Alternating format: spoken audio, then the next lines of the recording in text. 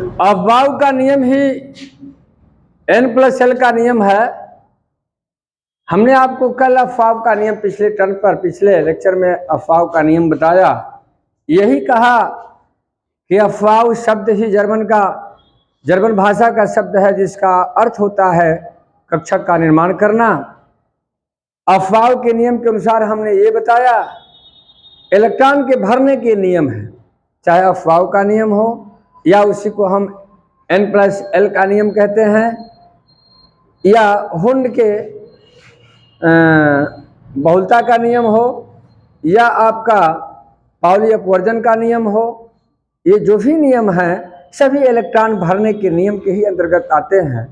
तो अफबाउ के नियम में हमने कल आपको यही पढ़ाया कि इलेक्ट्रॉन उपकोष में कम ऊर्जा वाले इलेक्ट्रॉन जो है अपने उपकोष के कक्षक में कम ऊर्जा वाले कक्षक से अधिक ऊर्जा वाले कक्षक में क्या करते हैं, प्रवेश करते हैं या भरते हैं। यानी उपकोष में जो इलेक्ट्रॉन है वह कम ऊर्जा स्तर से या कम ऊर्जा वाले कक्षा से अधिक ऊर्जा वाले कक्षा में भरते हैं, या भरना ही अफबाउ का नियम कहलाता है। n+l का नियम क्या है, इसको क्यों कहते हैं, इस पर सवाल आता है अक्सर। इसे हम बताने जा रहे हैं, ध्यान दीजिएगा। इसमें पहला जो इसका नियम है वो ये है कि इलेक्ट्रॉन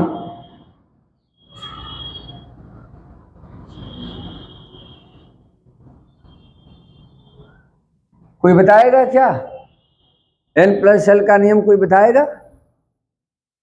कोई जानता है तो बताए, एनीवन स्टूडेंट कोई बोले n+l का नियम क्या है। इलेक्ट्रॉन सबसे पहले उस उपकोष में भरना या उस कक्षक में भरते हैं जिनका n+l का मान कम होता है। यानी इलेक्ट्रॉन उस उपकोष में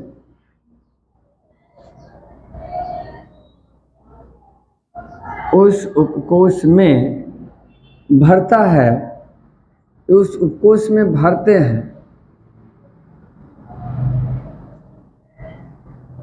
जिनका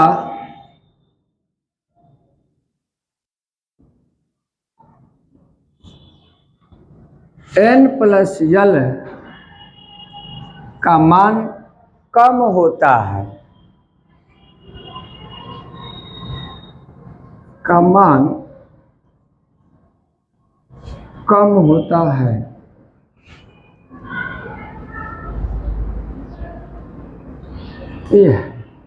यानी इलेक्ट्रॉन पहले उस उपकोष में भरता है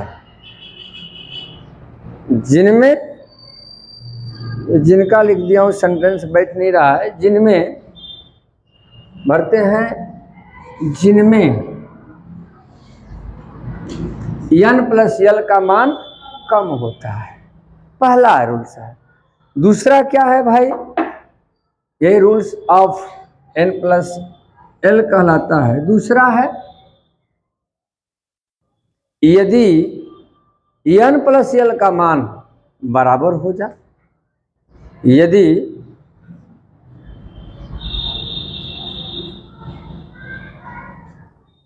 किन्हीं दो उपकोषों में, यदि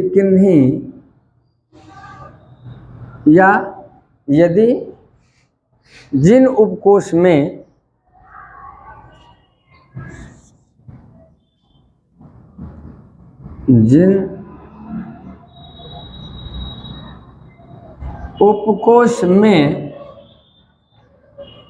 n+l का मान बराबर होता है तो इलेक्ट्रॉन उनमें पहले भरता है, तो इलेक्ट्रॉन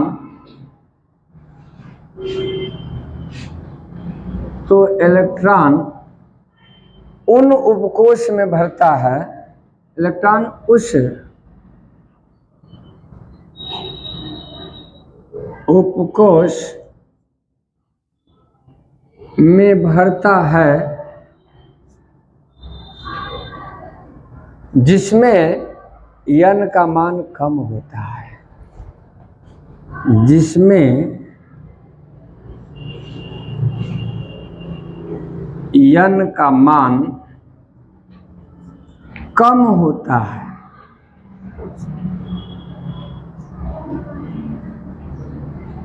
ध्यान देंगे, बड़ा अच्छा है। अफवाह का नियम तो नहीं आता है, लेकिन n+l का नियम अक्सर आता है और इस पर सवाल आता है, न्यूमेरिकल आता है किसी कम्पिटिटिव एग्जाम में। चाहे आप IIT में बैठते हैं, चाहे नीट में बैठते हैं, तो एक नंबर का क्वेश्चन एक अपना स्थान ये बनाए रहता है। n+l का नियम, इस पर सवाल, इस पर आधारित सवाल आता है। हमने क्या कहा, पहला देखेंगे ध्यान से।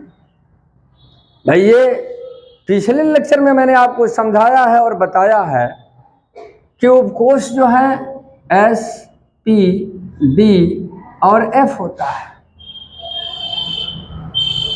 इसमें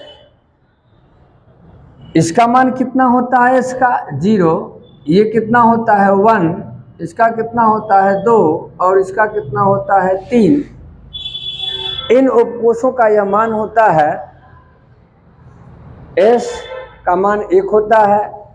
ये उपकोष हैं, उप ऊर्जा स्तर है, सबसेल हैं जो कोष के अंदर होते हैं, ऊर्जा स्तर के अंदर होते हैं, SPDF में विभक्त होते हैं। S में अधिकतम इलेक्ट्रॉनों की संख्या 2 होती है, 2 से अधिक इलेक्ट्रॉन नहीं भर सकते। P में अधिकतम इलेक्ट्रॉनों की संख्या 6 होती है, इससे अधिक इलेक्ट्रॉन नहीं भर सकते। D में 10 होती है, F में 14 होती है। अब यहाँ देखेंगे n+l है क्या चीज़, आपके दिमाग में ये जा रहा होगा कि n+l है क्या चीज़। तो यहाँ देखिए, जैसे आपके सामने आ जाए 4p, 4p में n+l का मान कितना होगा, तो 4, जो ये 4 आपका है, ये जो दर्शा रहा है, यह ऊर्जा स्तर को दर्शाता है, सेल को दर्शाता है, कोष को दर्शाता है, जिसको हम किससे प्रदर्शित करते हैं, n से। और जो आपका ये P है, ये क्या है, L है। यानी L के अंतर्गत, L जो है उपकोष को दर्शाता है, L के अंतर्गत SPDF आते हैं। L का जो मान है वो किसको प्रदर्शित करता है, SPDF को। और जो आप यहाँ आगे देख रहे हैं जो 4 4 है, यह किसको दर्शा रहा है, N को। हमने पिछली लेक्चर में आपको बढ़िया से समझाया है, इलेक्ट्रॉन की भरने की स्थिति या इलेक्ट्रॉन की स्थिति के बारे में मैंने खूब डीपली में समझाया कि इलेक्ट्रॉन की स्थिति क्या होती है, न्यूक्लियस क्या है, कोष क्या है, उपकोष क्या है, कक्षक क्या है, कक्षक कितने भागों में बटा होता है, उपकोष के कितने कक्षक होते हैं, ये सब मैंने समझाया है और बताया है। उसको पुनः जा कर के एक बार पीछे आप रिवाइज कर लें, देख लें, क्योंकि फिजिकल केमिस्ट्री यदि शुरू से अंत तक आपको नहीं आती है तो आगे बिल्कुल नहीं आएगी। आपको बिल्कुल शुरू से अंत तक आना चाहिए, तभी आनंद आएगा, पढ़ने वाले को भी और पढ़ाने वाले को, दोनों। तो आ जाइए, इसमें हम देखते हैं कि n+l का मान कितना है। तो यहाँ देखिए, इसका यदि मान देखा जाए, इसमें n+l बराबर क्या होगा, n की जगह पर कितना है, 4 है, और l जो है कितना है, ए बेटा जाओ मुंह धोकर आओ, और l का मान कितना है, p का मतलब 1। आप यहाँ 1 जोड़ देंगे, कितना हो गया, 5। यानी 4p में ये जो है कितना मान इसका है, 5 है। यदि आपका कितना हो गया, अभी जैसे मान लीजिए इसमें कह दे, तो यहाँ देखिए, और हम दो ले लेते हैं, जैसे यहाँ ले लिए 3s ले लिए और 4p ले लिए, 3s और 4p, या आप यहाँ 3p ले लीजिए और 4s ले लीजिए। इसमें देखिए n+l का मान कितना है और इलेक्ट्रॉन सबसे पहले किस में भरेगा, 4p में भरेगा, 3p में भरेगा कि 4s में भरेगा। क्योंकि पहला नियम आपका यही है कि इलेक्ट्रॉन उस उपकोष में भरते हैं जिनमें n+l का मान कम होता है।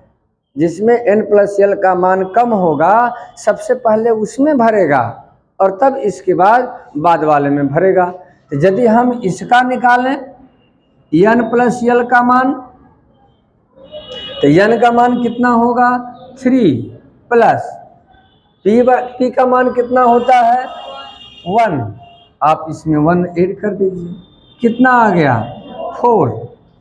फिर देखिए इसका यदि हम निकालते हैं तो ये कितना हो जाएगा n+l, ये कितना होगा आपका, यहाँ देखिए 4 हो गया, ये आपका 4 हो गया, आप प्लस कितना हो गया इसका 0, ये कितना हो गया 4। यानी यहाँ आपने देखा कि इन दोनों में n+l का मान क्या हो गया, बराबर हो गया। तो नियम नंबर 2 देखिए,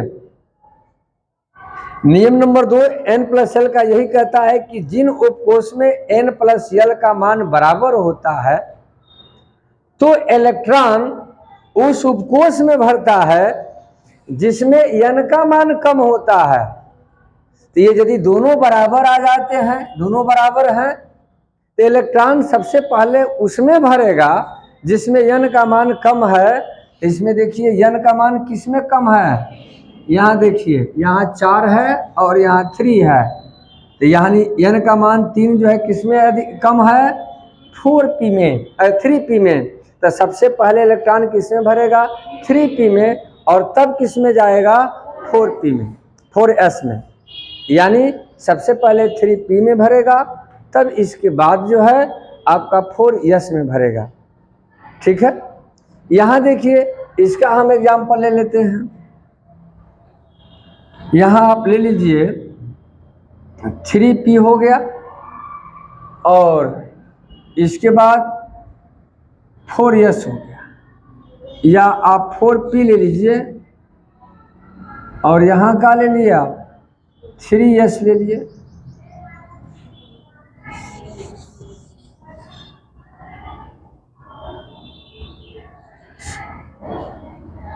इसमें ले लीजिए 3s और किस में 3p ले लीजिए। इसके लिए हम एग्जाम्पल दे देते हैं, इसके लिए ये एग्जाम्पल देख लीजिए। यदि इसमें आप निकालते हैं किसका n+l का मान, तो यहाँ देखिए n+l बराबर n का मान कितना है 3 है और s का मान कितना है 0 है, तो यह कितना होगा आपका 3 होगा। यदि आप इसमें निकालते हो n+l का मान, यहाँ देखिए यहाँ n का मान कितना है 3 है और यहाँ p का मान कितना है 1 है, इसका मान कितना हो गया 4। यानी आपने देखा कि इसका मान जो आया है 3 आया है और इसका मान 4 आया है। तो सबसे पहले इलेक्ट्रॉन किस में भरेगा 3s में भरेगा कि 3p में भरेगा, यानी सबसे पहले इलेक्ट्रॉन जो है 3s में भरेगा क्योंकि 3s में n+l का मान जो है 3p वाले से क्या है कम है। तो यही आपका नियम नंबर 1 है। नियम नंबर 1 आपकी यही है कि इलेक्ट्रॉन उस उपकोष में भरते हैं जिनमें n+l का मान कम होता है, जिसमें कम होगा उसमें इलेक्ट्रॉन पहले भरेगा।